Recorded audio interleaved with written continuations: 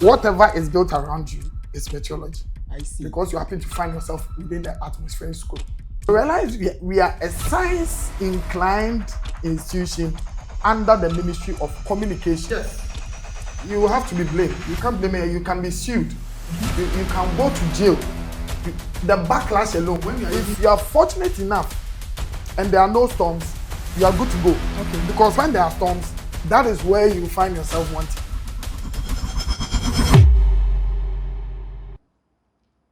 Welcome, my lovely viewers, to My Career Insights, a platform where we explore careers through real-life experiences. My name is Aikalio, and I'm your host for today. But before that, think of it. How many times do you check your weather anytime you're leaving home? Or how many times do you check your weather when you're about farming? Don't worry. In today's episode, we focus on meteorology. And in joining us today is Mr. Kwame Ofori Ajeman, giving us insights about his profession. He is a professional meteorologist. Yes. Stay till the end, and trust me, you're going to discover a career you never considered. Stay tuned. Welcome, sir. Yeah, thank you, Ike, and thanks for having me. And thanks so much for coming. Yeah. I really appreciate it. Yeah. All right, could you tell us a bit about yourself? Okay, just like you did mention, the name is Kwame Ofori Ajeman, a native of Kumawu Bodmase, in the Seche Kumawu district. Yes, and then a Ghanaian, of course, Ashanti by tribe. So me, I've always been curious about science, and more so, I'm always passionate about using science to connect with people, most especially meteorology. So meteorology is what I eat. Okay, how long have you been practicing it? Okay, I've been practicing meteorology since 2014, so average 11 years. Wow. In the system. Okay, that's great. Could you tell us a bit about your educational background? Yes, interesting. So just like I had my basic education in Kumasi. All my life I've lived in Kumasi, like predominantly. I had my basic education at Konfanoche and the funny thing is I started boarding school at an early stage, class 2.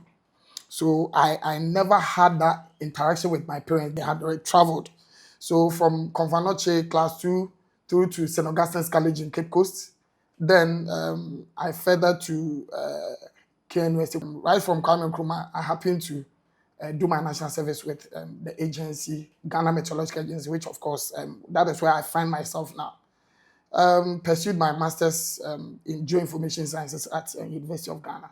You made mention that you are a professional meteorologist. Yeah. My viewers want to know, what exactly do you guys do? Okay, I will not refer to myself alone because meteorology is broad. So when we say a meteorologist, it's a scientist. So the right term is a scientist who actually study the atmospheric processes and how weather works. So someone who studies the weather, not only the weather alone, but the climate in its entirety. Basically, that is what a meteorologist does, or a meteorologist does. Okay, so it's not just like people say it's just about predicting. No. But it goes way beyond that, because we it's not about rain alone. We deal with storms, we deal with heat waves, how the wind patterns are going to be. We deal with drought situations, flood situations. We also deal with air quality. So meteorology is broad. Every aspect of the environment is meteorology. Okay. So what you're experiencing now, you are even experiencing meteorology as you sit here, because you are breathing in air. As where the air is coming from, as to the quality of air, it boils down to meteorology. So, so it's interesting. Okay. Whatever is built around you is meteorology. I see. Because you happen to find yourself within the atmospheric scope. That brings me to this question. I know you to be more or less like an aviation meteorologist. Yes. But could you help me with the branches of meteorology so that at least my viewers who might not have the privilege to just veer into just aviation would probably have a broad knowledge of the branches of meteorology? Okay, so apart from aviation meteorology, which focuses on having information given to the airlines, or let me say the aviation industry for safety. You know, when it comes to meteorology, we always talk about safety. We also have agro-meteorology. Agro-meteorology focusing on how the weather affects farming crops and livestock. We also have hydrometeorology, focusing on the water bodies. We have, when I say water bodies, I'm looking at the local water, but I'm not looking at the ocean. Because when you talk of the ocean, we are looking at the marine meteorology, where we need to provide information for those who actually make use of the sea, fisher folks, the navy, and other people. We also have biometeorology, focusing on how the weather will affect the entire human body, you as a person. Okay. So we have synoptic meteorology, focusing on how we make use of ground data and other surface map and charts. So we have way branches. We have climatology as well, also focusing on a long-term assessment of how the climate is going to be. Climatology. Wow. So there are various branches. Wow. So my viewers, you heard him So right. we cut across every aspect. There are a lot of branches. So I mean, if you can't go through the aviation side, you can also go through other aspects. Let's not forget, we shouldn't forget about air quality. Okay. So we also have the environmental meteorology.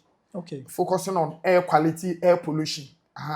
Because from the look of things, I mean, our air nowadays we breathe in are of not the best quality. Okay. So we also have people branching into environmental meteorology, focusing on how the air quality is going to sustain human life. So, looking at these branches, it tells me that you need to have a special skill to be a meteorologist, because I don't think a normal person can actually do what you're saying should be done. Yes. So could you help me with the skills? Yes.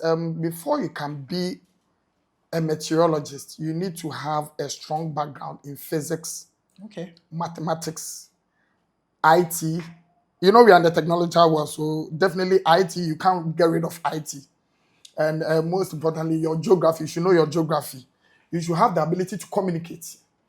Yes, because say if something happens and you are asked to explain, and then you don't have that capability of, you don't have that communication skills, you find yourself wanting. Okay. It's not as if you just do your analysis and then you sit down and keep quiet. Someone will want to ask you questions.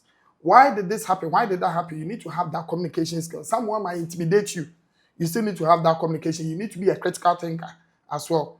So, I mean, these are the skills you need to possess before we can term you as a meteorologist. Let me take you back a bit. What actually inspired you to be a meteorologist? What inspired you? What inspired you? So, honestly speaking, I never dreamt of being in the climate space. Okay. Yes. All my life, what I had wanted to do was to, right after graduation, after uni, I'll just, you call it jackpot, I will just have to find my way to the Western world, seek for greener pastures, until I was introduced to meteorology. This colleague of mine, Felix, I know you subscribe to my Career Insight, so you definitely watch this interview. Let me give credit to him. There was this guy, a colleague of mine, my roommate, who actually told me that, no, how do I put it? He said, I wanted to quote Sky verbatim. No, you don't know what this course is about. Don't try to pursue. You see how he was channeling the energy. So Felix came by telling me that, Kwame, because apparently when the course was introduced, when the program was introduced, they wanted the top 10 people with the highest average. Okay. I wasn't part.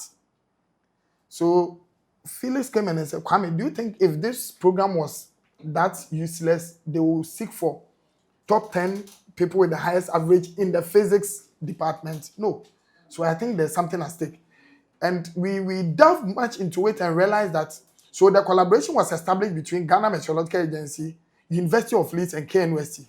So to actually fill in the staff gap, so it means there was space for recruitment after school. So Felix actually convinced me, and Professor Mekuji, who is currently the provost of College of Science at the University of Kwame Nkrumah University of Science and Technology, actually convinced me. So Professor Mekuji has always been my mentor. He actually pushed me into being in the climate space. So that is how I happened to find. Other than that, I will be sending you foreign currencies. But you see, God has been good. I happen to find myself in the climate space where I'm trying to people understand how meteorology works, because I like teaching, I like exploring, I like connecting the dots when it comes to science and the people and meteorology and people. That is why I like having deep conversation about weather and the people. Yeah. Okay. Do we have any age limits to becoming a meteorologist? Oh no, in my perspective, or let me say, this is not even perspective, this is entrenched.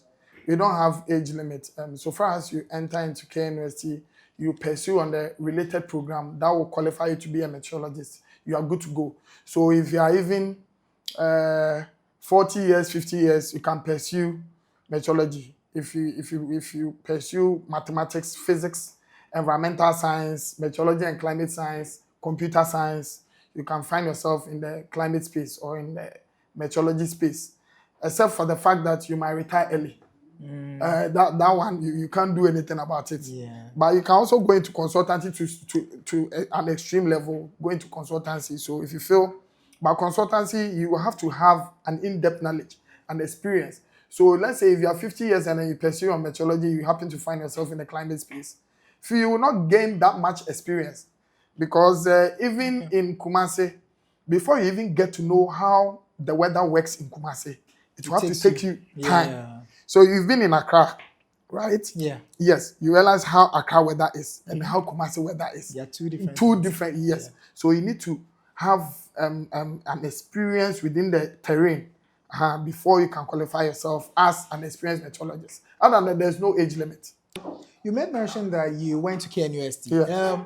Are there other institutions that can help my viewers to probably become a meteorologist? Yes, yes. Apart from KNUST, we have other institutions. So Ghana Meteorological Agency itself is even an institution to help you in the meteorological field. We have KNUST,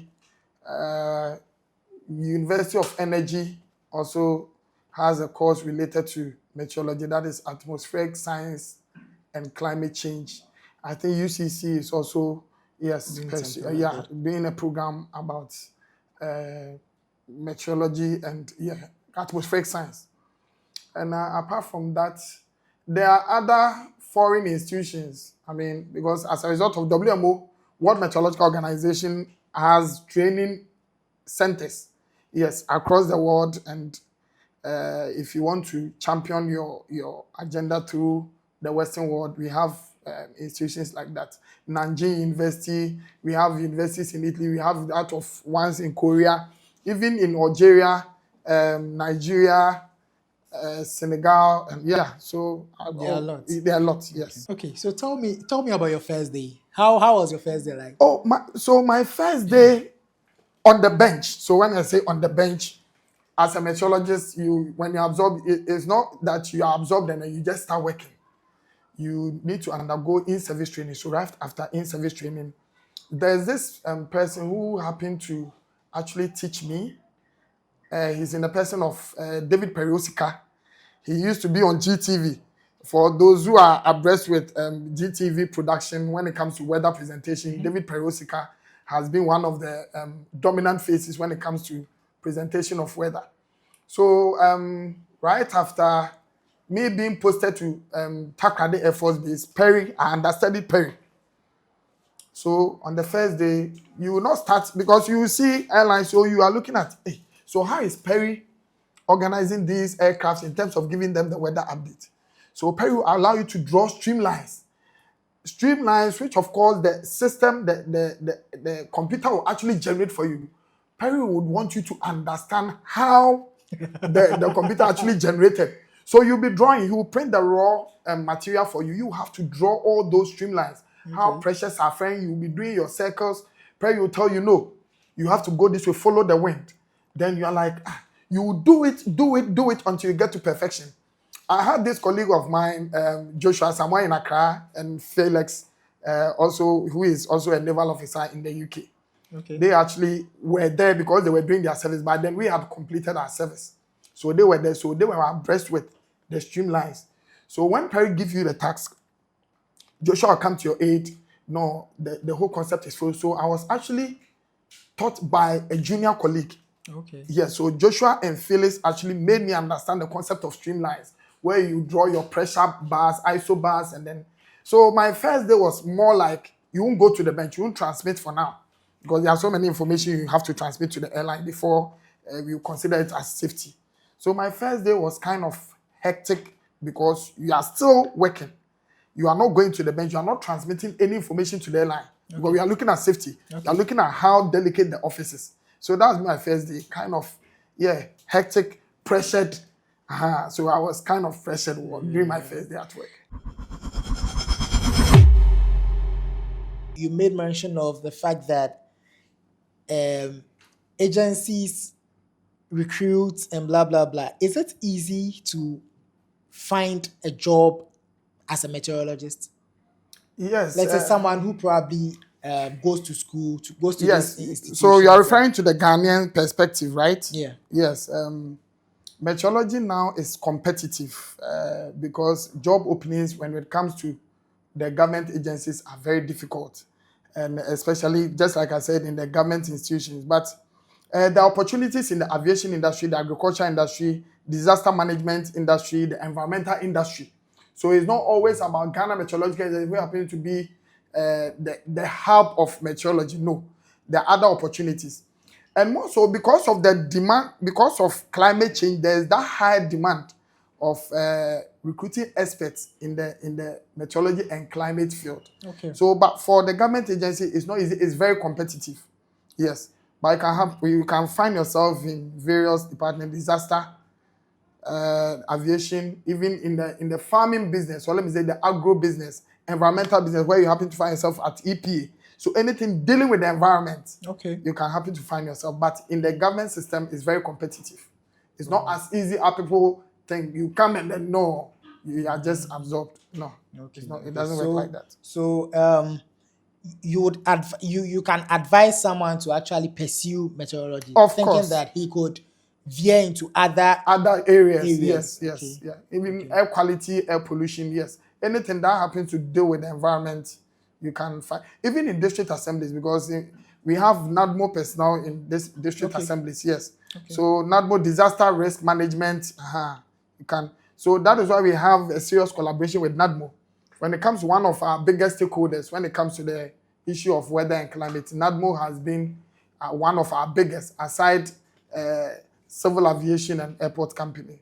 Yes, we have NADMO also because we are looking at the effect, the negative effect of weather on the environment. Where we talk of floods, where we talk of air quality, where we talk of heat waves, any adverse weather that will affect human lives, NADMO will have to come in because it's a disaster. And that also have been determined by you guys. Yes, of course. Wow. So we will have to tell NADMO, we have an approaching storm which might actually give torrential rains within this community. So that preparedness will be there. So NADMO will be on standby, awaiting the storm to hit. So that has been that collaboration. So we get the information. That is why you need to have good communication skills. Because when you prepare the data, you don't have to, the data is not for you. You have to communicate the data. You understand? Into a meaningful information. So that everybody can understand. So that is the more reason why we are under the Ministry of Communication. So realize we are a science-inclined institution under the Ministry of Communication. Because whatever information you prepare, you have to communicate. If communication does not necessarily mean maybe voice and vocal or verbal communication. Yeah, it could. Whatever means you need to get the information to the necessary stakeholder, you have to. Just like when I'm with air traffic control, if I don't have to call air traffic control that I'm reporting this, we have a mode of, I will send there's a system design in place, transmit, we have the email system, we have the communication system. So whatever means, if you are even, let's say if all your communication barriers break, if you have to even go there to communicate, you have to go and communicate. Because we are looking at safety. Yeah, flood and then other stuff. Yeah. So viewers, you heard him right. You don't necessarily need to stay in the aviation industry. There are other places you can actually be. Research institutions. When you are when you study meteorology, you can be in the research institutions, Yes, you can be in disaster NAGMO, management. EPA, and Yeah, what have you. agriculture, any So agriculture institution. you're encouraged to go through that. Hello, viewers. I hope you enjoyed it and you're being educated. If you really liked this, kindly subscribe to the channel, like, comment, and share to your friends and your family. Anybody might need this information to actually be more informed on any career path they would want to go through.